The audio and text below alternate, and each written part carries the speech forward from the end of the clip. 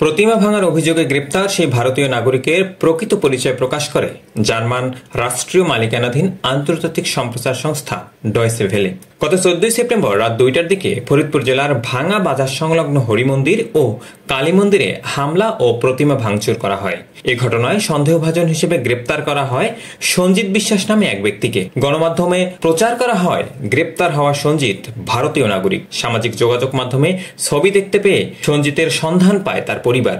তার বাবার নাম নিশিকান্ত বিশ্বাস।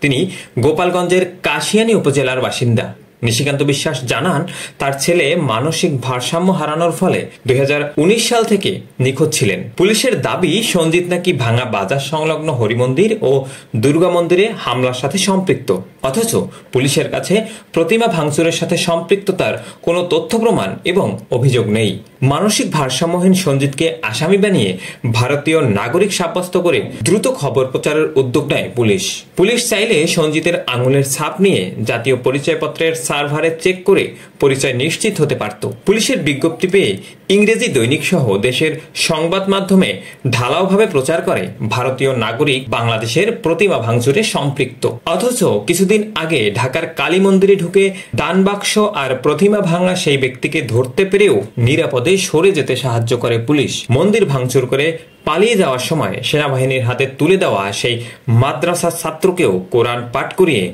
পাগল কিনা যাচাই করে সেনাবাহিনী। পরে তাকেও ছেড়ে দেওয়া হয়। আবার 2021 সালের মতো সেই গদা ইকবাল এখনো প্রকাশ্যে ঘুরে বেড়াচ্ছে। বর্তমান বাংলাদেশে একচোখা আইন শৃঙ্খলা রক্ষাকারী বাহিনী এবং হলুদ মিডিয়া সহ উগ্র মানসিকতা সম্পন্ন হিংসাত্মক মনোভাবের কিছু জনগণ বাংলাদেশের হিন্দুদের ভারতীয় আখ্যায়িত করে ঘৃণা ছড়িয়ে হিন্দুদের নির্যাতনের চেষ্টা করে যাচ্ছে। হিন্দু নির্যাতনের ষড়যন্ত্র দেখে কি প্রতীয়মান হয়? বাংলাদেশের আকাশ বাতাস কি হিন্দুদের নিশ্চিহ্ন করার জন্য উঠে পড়ে লেগেছে?